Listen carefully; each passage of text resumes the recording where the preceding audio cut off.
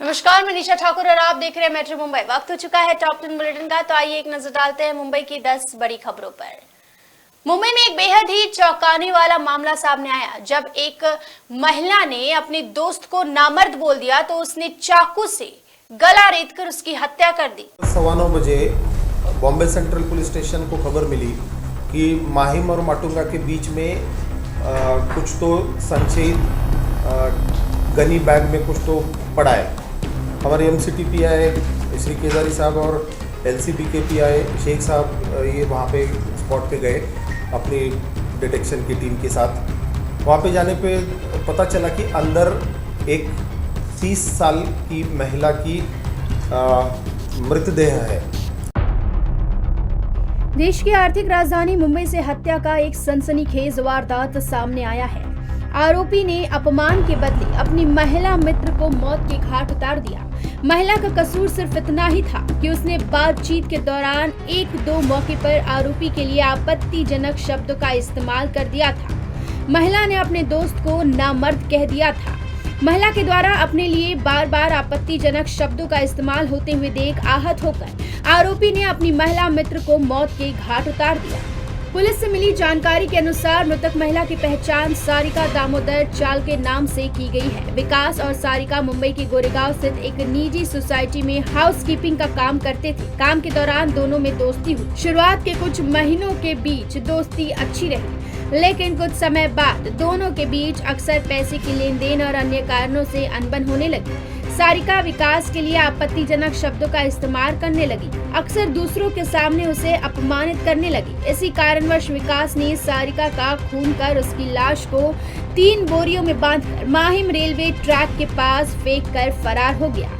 Police की माने तो हत्या का राज उस बोरी ने खोला जिसमें सारिका की लाश रखी हुई थी। पुलिस ने बताया कि आरोपी ने जिस बोरी में महिला का शव भरा था उसमें गोरेगांव का पता लिखा था।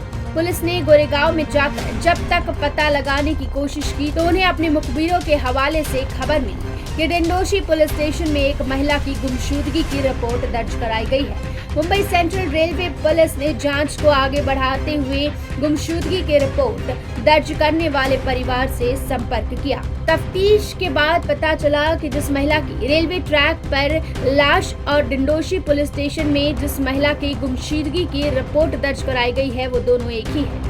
महिला के परिवार वालों ने पुलिस को बताया कि महिला एक निजी सोसाइटी में हाउसकीपिंग का काम करती थी। सोसाइटी के अन्य कर्मचारियों से पूछताछ के बाद आरोपी विकास का नाम सामने आया। Bureau report, metro Mumbai. तो मुंबई थाने पालघर में अगले 3 से 4 दिनों बाद भारी बारिश का अलर्ट मौसम विभाग ने जारी किया है। मौसम विभाग ने अगले 4 दिनों तक बारिश की संभावना जताई है। मौसम विभाग ने मुंबई थाने पालघर, रायगढ़, रत्नागिरी, सिंधुदुर्ग, कोल्हापुर, सांगली, धुले, नंदुरबार, जलगांव, यवतमाल और अहमदनगर जिले में बारिश की चेतावनी दी है। कोलाबा वेधशाला के मुताबिक सोमवार रात मुंबई के कोलाबा इलाके में 3.4 मिलीमीटर बारिश हुई। अगले सप्ताह भी शहर में हल्की बारिश होने की संभावना है। मौसम विभाग ने अगले 24 घंटों के लिए मुंबई में आसमान में बादल छाए रहने की संभावना जताई है। मुंबई में इस सप्ताह सीजन की पहली प्री मानसून बारिश होने की संभावना है। 28 और 29 मई को बारिश को गरज के साथ छींटे पड़ने की संभावना है। साथ ही पूरे सप्ताह बादल छाए रहने की भी संभावना है। मौसम विभाग ने अगले 4 दिनों तक कोकण और विदर्भ के कुछ हिस्सों में गरज के साथ छींटे पड़ने की संभावना जताई है। राजस्थान की उत्तर पूर्वी भाग से उत्तर पूर्वी अरब सागर तक एक निम्न दबाव बना हुआ है। उत्तर पूर्वी राजस्थान से बंगाल की खाड़ी तक उत्तर प्रदेश से गुजरने वाली हवा के ऊपरी हिस्से में भी इसकी चक्रवाती स्थिति है।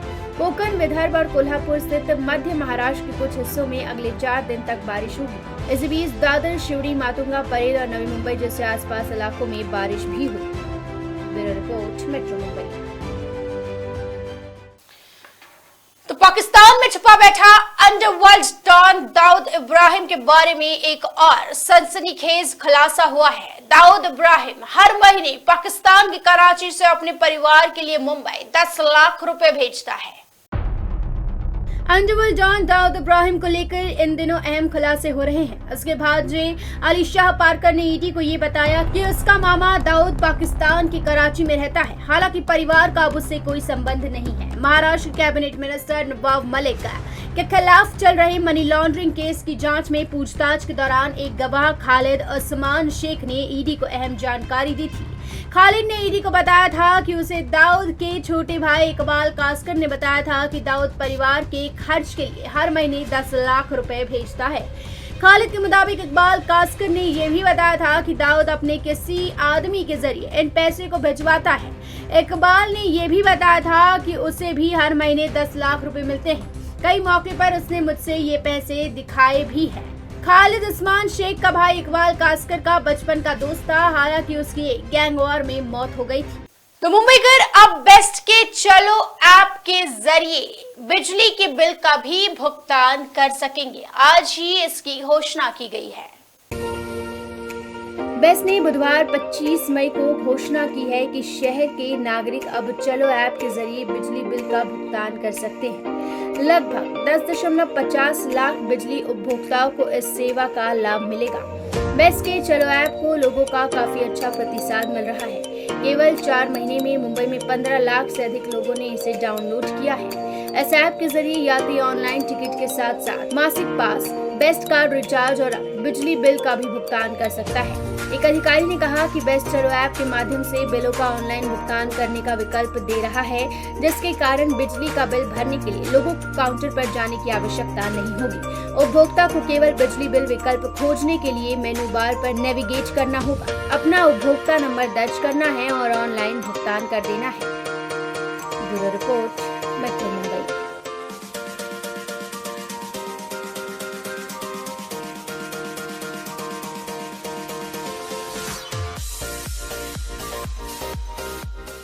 तो मुंबई से गोरखपुर जाने के लिए कई और समर स्पेशल ट्रेन का ऐलान किया गया है। तो अब हो सकता है कि टिकट के लिए मारामारी थोड़ी कम हो जाए। मध्य रेलवे ने मुंबई गोरखपुर और Dadar Kazipet summer special, Mumbai Thivim summer special, Mumbai Rewa summer special और पुणे जबलपुर समर स्पेशल ट्रेनों के विस्तार की घोषणा की है। इस वर्ष कुल 758 समर स्पेशल ट्रेनें हो गई है, जो अब तक के सबसे अधिक समर स्पेशल ट्रेनें हैं। दादर काजीपेट स्पेशल नांदेड़, धर्माबाद, आलियाबाद के माध्यम से और मराठवाड़ा के क्षेत्र और महाराष्ट्र और तेलंगाना के सीमावर्ती स्थानों को कवर करती है। इस ट्रेन में 8 सामान्य द्वितीय श्रेणी के डिब्बे, मुंबई गोरखपुर स्पेशल में 4 सामान्य द्वितीय श्रेणी के कोच है, जबकि मुंबई थिविम स्पेशल और मुंबई रीवा स्पेशल में 8 सामान्य द्वितीय श्रेणी के कोच जोड़े गए हैं। आरक्षण के लिए www.irctc.co.in पर लॉगिन करें या निकटतम आरक्षण केंद्र पर जाएं। समय और हाल्ट की जानकारी के लिए www.inquiry.indianrail.gov.in पर जाएं या NTES ऐप डाउनलोड करें। Bureau report, metro Mumbai. तो उद्धव ठाकरे के संबंध सीधे कसाब से है। करण समैया ने ये सनसनीखेज आरोप लगाया है।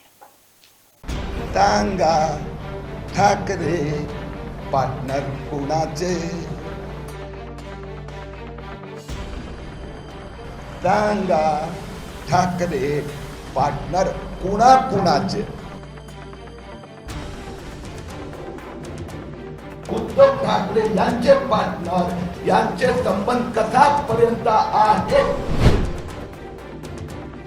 शिवसेना और बीजेपी नेता किरीट समैया के बीच विवाद खत्म होने का नाम नहीं ले रहा है।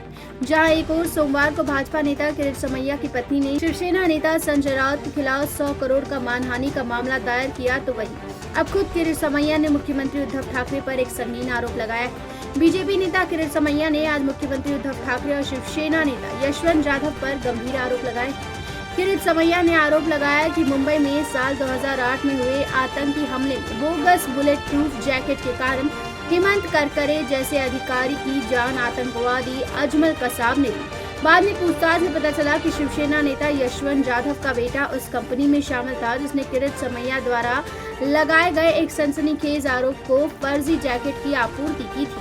यशवंत यादव के साथ मुख्यमंत्री उद्धव ठाकरे की भी इसमें व्यावसायिक भागीदारी है। किरीट समैया ने आरोप सीधा मुख्यमंत्री उद्धव ठाकरे पर लगाया। किरीट समैया ने कहा 26/11 आतंकी हमले के बाद अधिकारियों को दिए गए बुलेट प्रूफ जैकेट जांच की गई।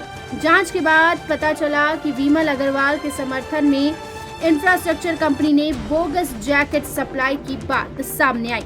किरीट समैया ने आरोप लगाया कि हसन मुश्रीफ के जैन कंस्ट्रक्शन ने 40,000 किसानों के पास से 16 करोड़ रुपए जमा किए हैं। Bureau report, metro Mumbai. तो कश्मीर में टेरर फंडिंग मामले में आतंकवादी यासीन मलिक को उम्र कैद की सजा दी गई है।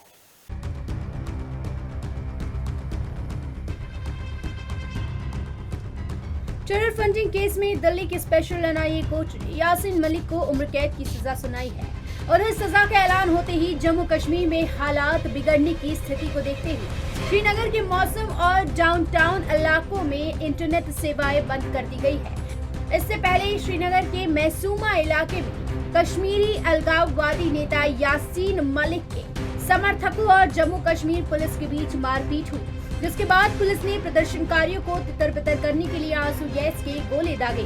दिल्ली की एक अदालत ने टेरर फंडिंग मामले में कश्मीर अलगाववादी यासीन मलिक को उम्र कैद की सजा सुनाई है, साथ ही 10 लाख रुपए का जुर्माना लगाया है। हालांकि राष्ट्रीय जांच एजेंसी ने मलिक के लिए मौत की सजा की मांग की थी। फैसले के बाद श्रीनगर के मैसूमा और डाउनटाउन इलाके में इंटरनेट सेवाएं भी बंद कर दी गई है। Bureau report, metro Mumbai. तो प्याज अब किसानों को आंसू रुला रहा है। इतनी मंदी कि 1 से 2 रुपए किलो प्याज बेचने पर किसान मजबूर है।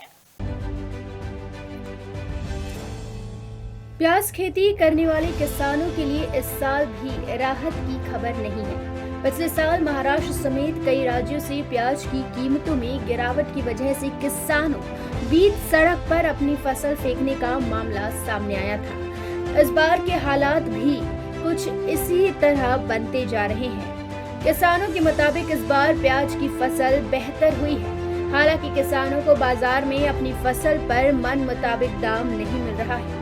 प्याज का रेट गिरकर 2 से 3 रुपए प्रति किलो हो गया है, जिससे किसान खासे परेशान हैं। महाराष्ट्र के अकोला जिले के बाखराबाद गांव के किसान दत्ता माली अपने 2.5 एकड़ में प्याज की खेती की थी। इस साल दत्ता को तकरीबन 200 क्विंटल प्याज का उत्पादन हुआ। आपको बता दें कि किसान ने कहा कि हमें लगा कि बढ़िया मुनाफा कमाएंगे, लेकिन हमारी ये खुशी ज्यादा वक्त तक नहीं टिकी। अब प्याज के दाम गिरकर 2 से 3 रुपए प्रति किलो हो गए हैं। किसान ने आगे कहा कि किसान को 2.5 एकड़ में प्याज की खेती करने में कुल 1 लाख रुपए की लागत लगी। बम्पर पैदावार के बाद भी सिर्फ 65,000 से 70,000 रुपए ही फसल से हासिल कर पाए। उनका कहना है कि इतने घाटे के बाद वो मजदूर लगाने की बजाय खुद ही अपने खेतों से प्याज के छिलके निकाल रहा है। Bureau report, metro Mumbai. तो महाराष्ट्र साइबर सेल ने प्ले स्टोर को एक खत लिखा है, एक नोटिस भेजी है, जिसमें ये कहा गया है कि सारे फर्जी ऐप को प्ले स्टोर से हटा दिया जाए। महाराष्ट्र साइबर सेल ने गूगल प्ले स्टोर को एक नोटिस भेजा है। इस नोटिस में जितनी जल्दी हो सके उतनी जल्दी अलग अलग तरीके से ठगी करने वाले ऐप्स को तुरंत स्टोर से हटाने को कहा है। कर देने वाले कई ऐप बोगस होते हैं। इन ऐप्स के माध्यम से लोगों को चंगुल में फंसाकर उनसे पैसे ठग लिए जाते हैं। ऐसे 13 बोगस ऐप की लिस्ट हाथ लगने के बाद महाराष्ट्र की साइबर पुलिस ने गूगल प्ले स्टोर को एक पत्र लिखा है। पत्र लिखकर साइबर सेल ने प्ले स्टोर से इन ठगी करने वाले ऐप्स को हटाने के लिए कहा है। ऑनलाइन ऐप्स के माध्यम से ठगी की घटनाएं इन दिनों काफी बढ़ गई है। इंटरनेट के माध्यम से मोबाइल पर कई एड्स आते हैं, उन पर क्लिक करें तो ऑनलाइन कर्ज लेने का विज्ञापन अक्सर दिखाई देता है। जैसे ही इस विज्ञापन में क्लिक करें तो तुरंत संबंधित ऐप डाउनलोड करने को कहा जाता है। ऐसे बोगस लोन ऐप्स के माध्यम से होने वाली ठगी की घटनाएं काफी तेजी से बढ़ रही है। इसलिए महाराष्ट्र की साइबर पुलिस ने इस मामले में गंभीर एक्शन लेते हुए गूगल प्ले स्टोर को पत्र लिखा है। गूगल प्ले स्टोर को लिखे गए पत्र में साइबर सेल ने कहा कि ऐसे बोगस ऐप्स या तो हटा दिया जाए या उन्हें डिलीट करवाया जाए। डिजिटल बैंकिंग या ऑनलाइन तरीके से होने वाले आर्थिक लेन देन में फ्रॉड के मामले पिछले कुछ दिनों से ज्यादा तेजी से बढ़ रहे हैं। Bureau report, metro Mumbai. तो महाराष्ट्र के ताडोबा नेशनल पार्क से एक बहुत ही हैरान करने वाला वीडियो सामने आया है। जब भालू बाघ को घूरता है तो दुम दबाकर बाघ वहां से 9-2-11 हो जाता है।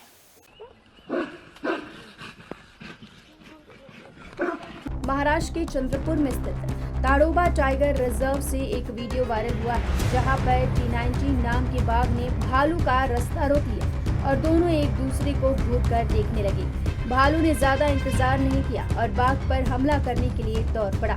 गुस्साए भालू को पीछे आता देख बाघ डर कर भाग निकला और भालू भी उसके पीछे पीछे दौड़ा। बाघ और भालू की इस छोटी सी लड़ाई को मौके पर मौजूद किसी पर्यटक ने कैमरे में कैद कर लिया। इसके बाद सोशल मीडिया पर वायरल कर दिया।